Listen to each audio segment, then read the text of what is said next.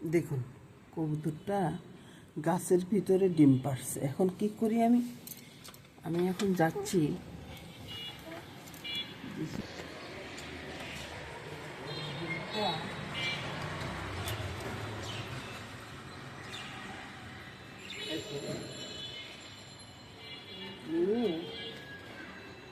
তারপরে এই যে দেখুন দিয়ে দিচ্ছি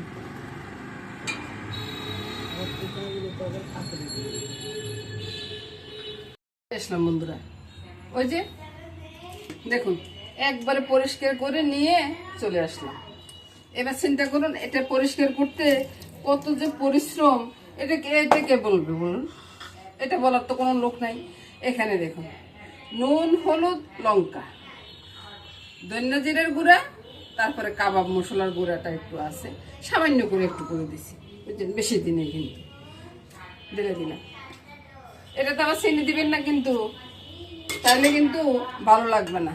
এবার দিয়ে দিব কি তেল, মাখাতে তেল দিবেন। তেল দিলে আর মাংসটা না খুব টেস্ট হয় বলুন। আমি আর এখন হাত দিতেছি না, কারণ আমি পরোটা বেলবো না। পরোটা বেলতে আবার আচ্ছা দুই টুকরা মুরগির মাংস দিচ্ছি, যেটা আপনাদের মেশো মশো খাবে, বুঝছেন? এটাকে একবারে মেখে জোখে সব কিছু রেডি করে নিচ্ছি। আর এর ফাঁকে দেখুন এই যে কাঁচা পেঁয়াজের সাথে রসুন দিলাম ঢেলে, বুঝছেন?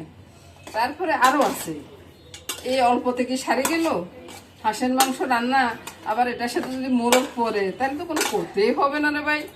আর মজা করে রান্না করলে এটার টেস্ট যে কত গুণ বেড়ে যায় সেটা কি আপনারা বুঝতে পারেন না।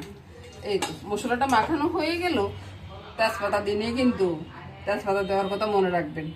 আর এখানে দেখুন আদা, রসুন, পেঁয়াজ এগুলোকে একটু ভেজে নিছি, এগুলো ব্লেন্ড করে নিই, বুঝছেন? আর এদিকে দেখুন এই যে আলুগুলো ভেজে নিছি। এখন আমি কি করব, আলুর সাথে আলু আর রসুন দুটোই একসাথে আছে। আলুর সাথে চিকেন হাঁসের মাংস, বুঝছেন? হাঁসের মাংসটা দিয়ে একবারে হাতটা খেয়েছে বাস ভালো করে মেখে দেবেন। আর ওই যে মশলাটা দেখছেন না, ওইটাও দিব। ওইটা ব্লেন্ড করে নিই না ভাই, ব্লেন্ড করে নেওয়ার পরে তো দিব নাকি? নেওয়ার আগে তো দেওয়া যাবে না বলুন। একবার ভালো করে কষিয়ে রসিয়ে মেখে নিলাম। তারপরে এখনো কিন্তু হয় নাই, এই যে ভালো করে ভাজ করে নিলাম। তারপরে ঢাকাটা দিয়ে দেবো, এটা দিয়ে ঢাকা দিয়ে রাখি, বুঝছেন? এখনো কিন্তু চুলার আঁচটা জ্বালে নেই, আগে তো এটা ব্লেন্ড করতে হবে না। এবার কিন্তু চুলার আঁচটা জ্বেলে দিছি, বুঝছেন? আমার ছেলে পরোটার সাথে খেয়ে যাবে, তো পরোটার সাথে যদি না খেয়ে যায় আবার দুপুরবেলা আসে কি না আসে সেটা আমার একটু মন খারাপ লাগবে না? সেই জন্য আর কি, ছেলে যেন খাইতে পারে সেই জন্য আমি চুলার আঁচটা জ্বেলে দিলাম। শিল্পটা তো গেলাম না, বুঝছেন? তো এটাকে একবার ব্লেন্ড করে নিয়ে আসি।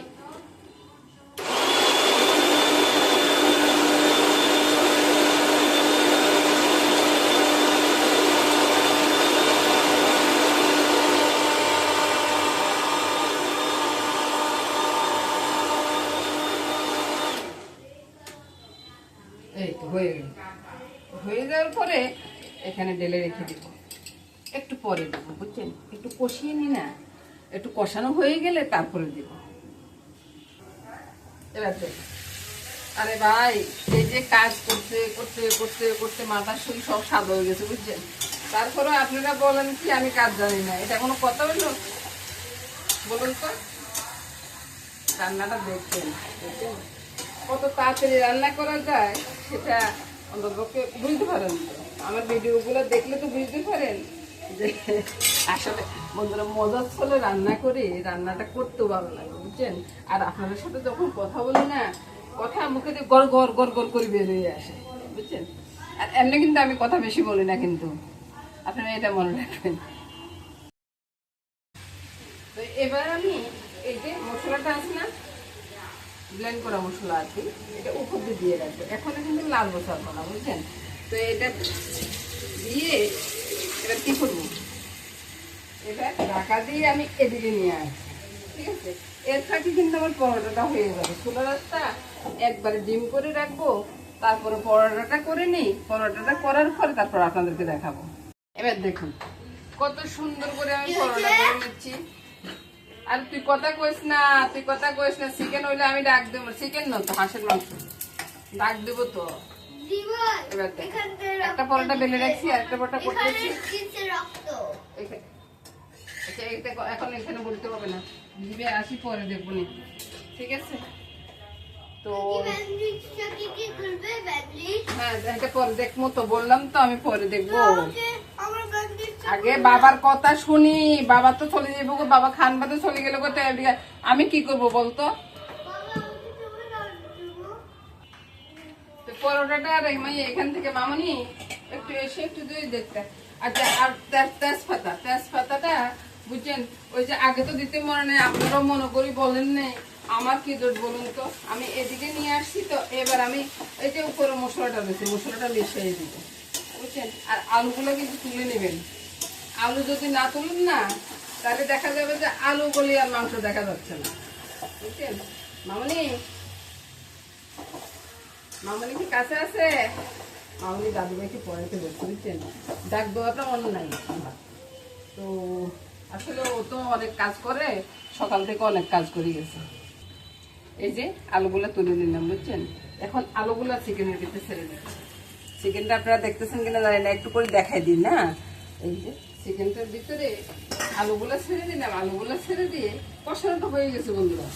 এতক্ষণ কি লাগে? ছেলে খেতে চলে আসছে মানে মাংস কষানো হয়ে গেছে। কত তাড়াহুড়া করতেছে ছেলেরা খাওয়ানোর জন্য বলুন তো। দিলাম জল ঢেলে, দিয়ে এবার নেড়ে ছেড়ে দিচ্ছি। আর তারপরে আপনাদেরকে দেখিয়ে দিব যে ঝোলটার কালারটা কেমন হয়েছে। বাবা একটু একটু করে ইয়ে দাও তো বাবা, দারচিনি এলাচি গুঁড়াটা দিয়ে দাও বাবা। মামনি আসো আসো, তাকে মাংসটা রেডি হয়ে গেছে। এবার আপনাদেরকে কালারটা সামনের থেকে একটু দেখেন। দেখলেন তো কালারটা কত সুন্দর হয়েছে, দেখতেছেন কালারটা কত সুন্দর হয়েছে? হ্যাঁ হ্যাঁ, এক চামচ দিয়ে দাও। এই তো আমার মামনি চলে আসছে। হ্যাঁ, আরেকটু দাও, আরেকটু দাও। এবার দেখলাম তো আমার মামনি, বুঝছেন? ডাকতে ডাকতে আসে না। এবার শুনুন কত নালিশ করতেছে, শুধু মা বাবার নামে শুধু নালিশ আর নালিশ, নালিশ আর নালিশ। আমি কত শুনবো বলুন? ঠিক আছে। আর এদিকে হাঁসের মাংস রান্না হয়ে গেছে, বলুন। তো এবার তো আমার বন্ধুরা দেখলে কইবেন যে এটা কি হাঁসের মাংস? মুরগির মাংস তো আছে। আরে ভাই রে, হাঁসের মাংসের লগে মুরগির মাংস একটু না দিলে আমার দাদু ভাইটা খাবে কি? আপনাদের মেয়ের মাংস আবার হাঁসের মাংস খানা, বুঝছেন? কত কথা বলে ফেলতেছি, আপনারা কি শুনতেছেন ভাই? শুনতেছেন না তো। এবার দেখুন রান্নাটা হয়ে যাওয়ার পরে কত দারুণ একটা কালার হয়েছে রে ভাই। এবার আপনাদেরকে সামনে থেকে না দেখালে তো আপনারা বুঝতেই পারবেন না যে দারুণ কালারটা কেমন হয়েছে। দেখুন এটার সাথে সাথে বন্ধুরা পরোটার মাংস হয়ে গেল, এটার সাথে সাথে আমার রান্নাও শেষ হয়ে গেল। নমস্কার বন্ধুরা, আবার আগামী দিন দেখা হবে।